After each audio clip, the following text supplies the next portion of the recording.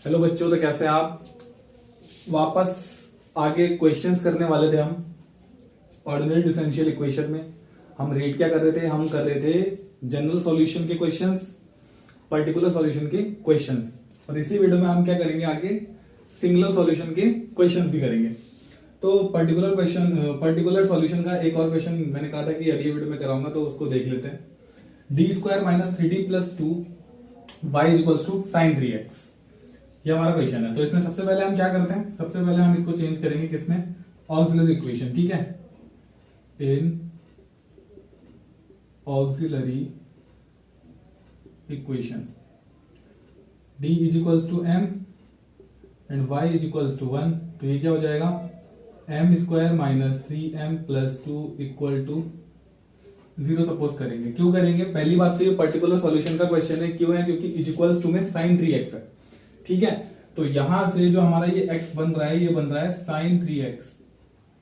हमें इसको सॉल्व करना है अभी फिलहाल। ठीक है, और बाकी ये एफ डी है, हमने पढ़ा हुआ है ना ये फॉर्म, तो हमें पता है कौन सी होती है। ये फॉर्म होती है एफ डी y = x, ये फॉर्म बनती है। तो यहां पर हमने x sin 3x ले लिया। m² - 3m + 2 को सॉल्व करना है, तो यहां पर ये हो जाएगा m² - m - 2m + 2 = 0। m common लेंगे तो m - 1, और यहां से -2 कॉमन लेंगे तो m - 1 = 0। m - 1 और ये हो जाएगा m - 2 = 0। तो m = एक तो 1 आ गई वैल्यू, एक आ गई 2। ठीक है भाई, तो यहां से जो हमारा CF निकलेगा, CF क्या निकलेगा, कॉम्प्लीमेंट्री फंक्शन है ना। CF निकलेगा हमारा C1e की m1x प्लस C2e की m2x, और यहां पे हम क्या लिख सकते हैं, C1e की x प्लस C2e की 2x। तो ये हमारा CF निकल गया, कोई दिक्कत नहीं है इसमें। बाकी आते हैं sin 3x का, हमें क्या निकालना है, पर्टिकुलर इंटीग्रल निकालना है उसका, है ना। पर्टिकुलर इंटीग्रल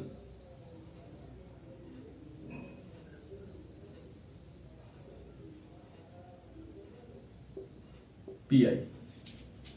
तो जब इसको सॉल्व करेंगे तो क्या आएगा, देखो यहाँ पर PI की हम बात कर रहे हैं, तो यहां पर हो जाएगा 1/FD × x। ठीक है, इंटू x, और यहां पर FD कितना है हमारा, ये है, तो 1/D² - 3D + 2 × sin 3x। अब हमने कंडीशन क्या पढ़ी हुई है भाई, जब sin ax होता है तो d² की जगह क्या आ जाता है, माइनस का a² आ जाता है। इससे पिछली वीडियो में मैंने बताया था। तो ये हो जाएगा 1/- a² मतलब a 3 है यहां पर, तुम सीधे कर लेते हैं -3² - 3d + 2 × sin 3x। तो ये हो जाएगा 1/- 9 + 2 - 3d × sin 3x। तो ये हो जाएगा -7 - 3d। ठीक है, एक काम करते हैं, माइनस कॉमन लेके हम कर लेते हैं इसको, माइनस कॉमन लेके 7 + 3d। ठीक है भाई, और ये हो जाएगा sin 3x। अब उसके बाद क्या करें, तो जब भी ये फॉर्म ऐसी बनेगी हमारी, ठीक है, sin 3x क्या है, ट्रिग्नोमेट्रिक फंक्शन। ट्रिग्नोमेट्रिक फंक्शन की जैसे ही ये कंडीशन बनेगी, उस कंडीशन में हमने क्या करना है, सीधे इसका रेशनलाइजेशन कर देना। रेशनलाइजेशन कहने का मतलब है कि अगर ये पॉजिटिव है तो नेगेटिव से मल्टीप्लाई डिवाइड, अगर नेगेटिव है तो पॉजिटिव से मल्टीप्लाई डिवाइड।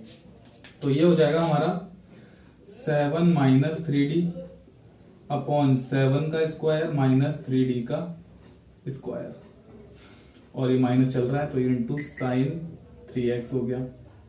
उसके बाद ये -7 प्लस का 3d अपॉन ये हो जाएगा 49 - 9d² इंटू sin 3x। सही जा रहा है स्टेप, कोई प्रॉब्लम नहीं है इसमें। इतना हमने कर लिया। उसके बाद मैं यहाँ पे रफ कर देता हूँ इसको ना, फिर उसके बाद जो है समझ में आ जाएगा बढ़िया करके। मैं यहाँ से रफ कर दे रहा हूँ, जिसने नहीं लिखा है लिख लो। हट जा रहा हूँ 1 सेकंड के लिए, स्क्रीनशॉट ले लो, मैं रफ कर देता हूँ इसको।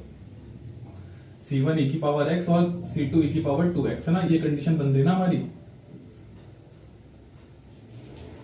तो जब यहां से करेंगे तो ये हो जाएगा -7 + 3d अपॉन ये देखो 49 है, और डी स्क्वायर की जगह माइनस ए स्क्वायर करते हैं तो प्लस का 9a स्क्वायर हो जाएगा।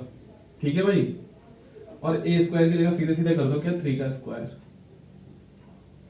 ठीक है, और ये साइन 3x, तो ये हो जाएगा -7 प्लस 3d अपॉन 49 और प्लस 81 इंटू साइन 3x, ये हो जाएगा -7 प्लस 3d अपॉन कितना हो जाएगा 10 13 130 हो जाएगा ये। ठीक है, और इंटू साइन 3x। अब क्या करते हैं हम 1 अपॉन 130 बाहर ले लेते हैं और माइनस का 7 साइन 3x बचेगा।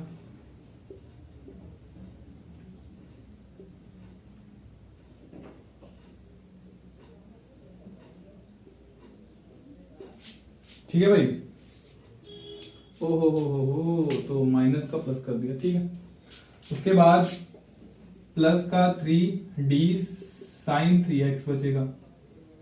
ठीक है भाई, तो ये हो गया 1 upon 130 -7 sign 3x plus 3 sign 3x का क्या हो जाएगा cos 3x इंटू 3, तो ये हो जाएगा -7 sign 3x plus 9 cos 3x upon 130। ठीक है भाई, एक बार कंफर्मेशन ले लेते हैं इसके आंसर की, सही आ रहा है। ठीक है भाई, अब उसके बाद हमें क्या करना है, कुछ नहीं करना। उसके बाद हमने सीधे सीधे y निकालना है जो हमारा पर्टिकुलर सॉल्यूशन होगा। पर्टिकुलर सॉल्यूशन में हम क्या करेंगे, पर्टिकुलर सॉल्यूशन में हमने क्या करना है, इसको लिखे रहने देते हैं, ये हमारा PI है। तो ये हमारा निकलेगा particular solution y is equals to CF plus PI। अब CF हमारा कितना है, CF अभी मैंने निकाला था, वो कितना था C1 e की power x plus C2 e की पावर 2x प्लस PI हमारा ये निकल कर आया है। ठीक है, PI, तो इसको कर लेते हैं, ये हो जाएगा माइनस का 7 साइन 3x अपॉन 130 और प्लस का 9 cos 3x अपॉन 130। तो ये हमारा क्या निकल कर आ गया, ये हमारा पर्टिकुलर सॉल्यूशन निकल कर आ गया। तो इस टाइप के क्वेश्चंस में कोई दिक्कत होनी नहीं चाहिए वैसे। ठीक है, देखो स्टेप बाय स्टेप हमने वही यूज करना है। देखो जितने ज्यादा क्वेश्चन इसके करोगे, जितनी ज्यादा प्रैक्टिस करोगे, उतने ज्यादा क्वेश्चन इसके सॉल्व हो जाएंगे। ठीक है, साइन की फॉर्म में, कॉस की फॉर्म में तो कोई प्रॉब्लम होने वाली है नहीं, ई की पावर में कोई प्रॉब्लम नहीं होने वाली है।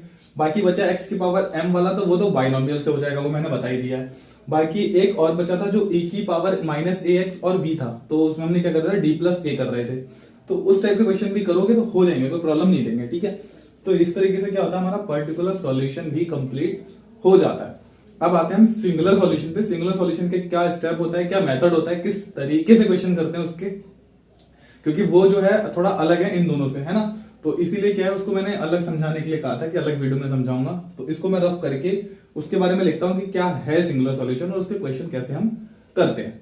ठीक है, तो अब रीड करते हैं सिंगुलर सॉल्यूशन होता क्या है हमारा। ठीक है, a solution which can not be obtained from any general solution by any choice of the in an independent arbitrary constant is called a singular solution. कहने का मतलब है कि जो सिंगुलर सॉल्यूशन है वो हम कैन नॉट बी ऑब्टेन, मतलब कि हम वहां से नहीं निकाल सकते जनरल सॉल्यूशन से।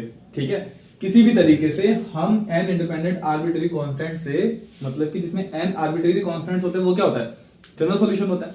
तो उस जनरल सॉल्यूशन से हम सिंगुलर सॉल्यूशन को नहीं निकाल सकते। एक चीज सपोज करो कि भाई मुझे एक डिफरेंशियल इक्वेशन दे दी, सपोज करो ये d2y over dx square plus 2dy over dx plus y equal to 0। अब ये एक इक्वेशन दे दी मुझे, डिफरेंशियल इक्वेशन। इस डिफरेंशियल इक्वेशन का मुझे क्या करना है, जनरल सॉल्यूशन निकालना है। सपोज करो ये ऐसे आ गया 4ax प्लस 2y, ऐसी कंडीशन समझ लो या ऐसे कर लो, एक काम करो पैराबोला समझ लो एक। ठीक है भाई, y square is equals to 4ax, ये सपोज कर लो।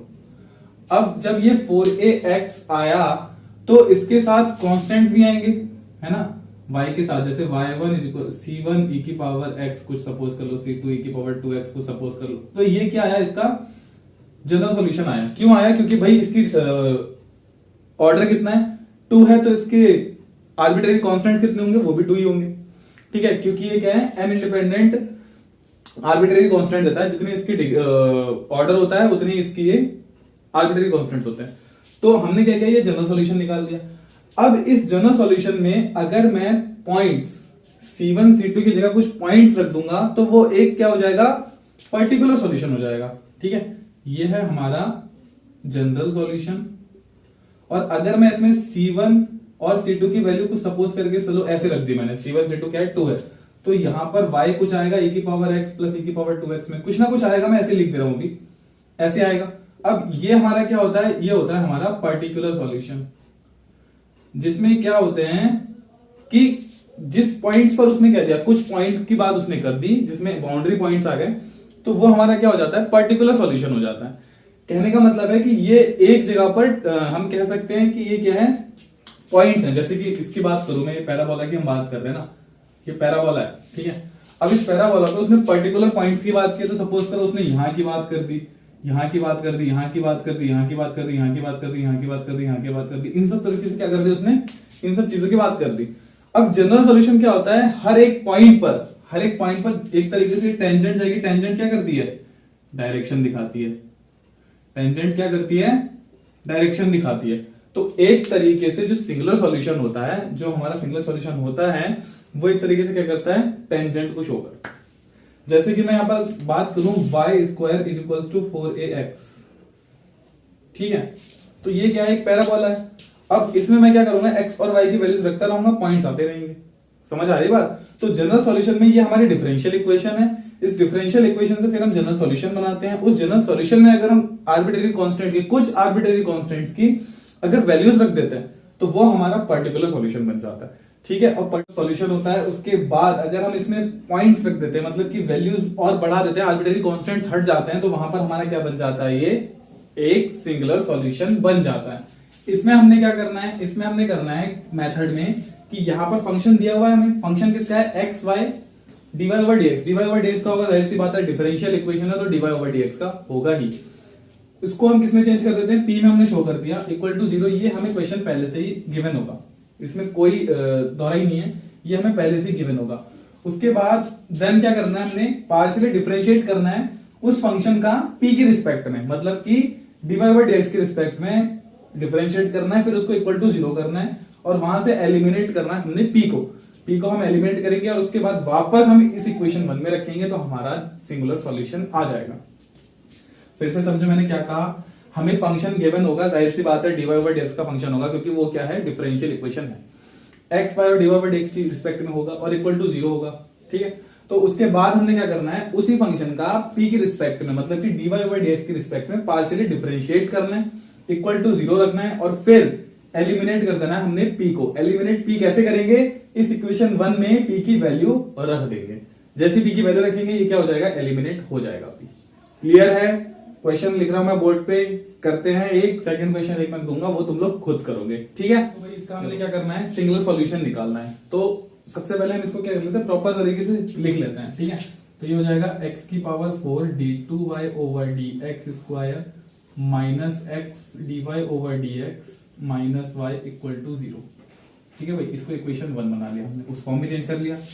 अब हमने इसको किसमें चेंज किया था, dy ओवर dx को हमने लिख लिया था p, तो हम p में कर लेते हैं, x की power 4 p square minus x p minus y equal to 0। अब हमने क्या करना है, second step, differentiate with respect to p function f को। ठीक है, एक तरीके से ये क्या है, फंक्शन ऑफ x y और dy ओवर dx का। ठीक है, तो यहां से क्या होगा, अगर हम करेंगे del f over del p equal to 0।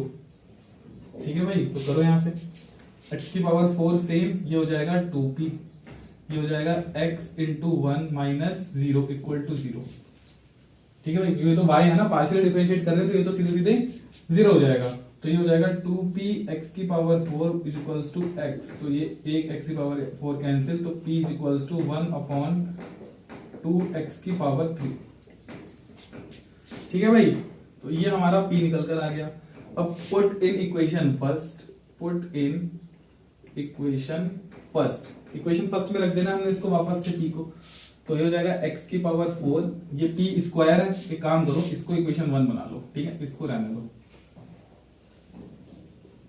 Equation 1 इसको बना लो, तो x की पावर 4 p स्क्वायर, तो ये हो जाएगा 1/2x की पावर 3 का स्क्वायर, फिर ये हो जाएगा माइनस x इंटू 1/2x की पावर 3 और माइनस y इक्वल टू 0, तो ये हो जाएगा x की पावर 4 इंटू 1/2 जो 4 x की पावर 6 माइनस ये कैंसिल, तो 1/2x की power 2 minus y equal to 0, ये कैंसिल, तो ये बचेगा 1/4x की पावर 2 माइनस 2x की power 2 minus y equal to 0।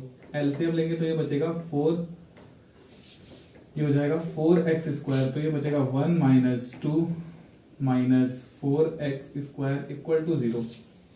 ठीक है भाई, तो इसको जब क्रॉस मल्टीप्लीकेशन होगा तो सीधे सीधे हो जाएगा 1 माइनस 2 है ना, तो ये हो जाएगा -1 minus 4x square equals to y equals to 0 है ना, y है, एक सेकेंड, 4x स्क्वायर y होगा ये, ठीक है, और ये 4x स्क्वायर y हो गया, प्लस करेंगे तो क्या हो जाएगा 4x square y plus 1 equal to 0। यही हमारा क्या है, सिंगुलर सॉल्यूशन निकल कर आ गया। तो इस तरीके से हमारा सिंगुलर सॉल्यूशन निकलता है। वही स्टेप करने हैं जो मैंने अभी बताया, सबसे पहले हमने क्वेश्चन लिख लेना है, उसके बाद हमने उसी का डिफरेंशिएट करना है विद रिस्पेक्ट टू p, मतलब कि dy बाई dx के रिस्पेक्ट में, फिर p की वैल्यू निकालनी है, उसी p की वैल्यू वापस से इक्वेशन फर्स्ट में रखेंगे, तो ये हमारा क्या आ जाएगा, सिंगुलर सॉल्यूशन आ जाएगा। इसके जितने भी ज्यादा क्वेश्चंस करोगे उतना बढ़िया है, ठीक है। फिर हम अगली वीडियो में मिलते हैं कुछ नए टॉपिक्स के साथ। हमारे ये तीनों टॉपिक्स क्लियर हो गए हैं, सिंगुलर सॉल्यूशन, पर्टिकुलर सॉल्यूशन और जनरल सॉल्यूशन, ये मैंने समझा भी दिए और इनके क्वेश्चंस भी करवा दिए, ठीक है। बाकी अब हम आगे बढ़ेंगे, इसके बाद अगले टॉपिक्स में मिलते हैं अगली वीडियो में। अगर वीडियो अच्छी लगे तो प्लीज चैनल को शेयर करें, सब्सक्राइब करें और लाइक जरूर करें। मिलते हैं अगली वीडियो में अगले टॉपिक के साथ।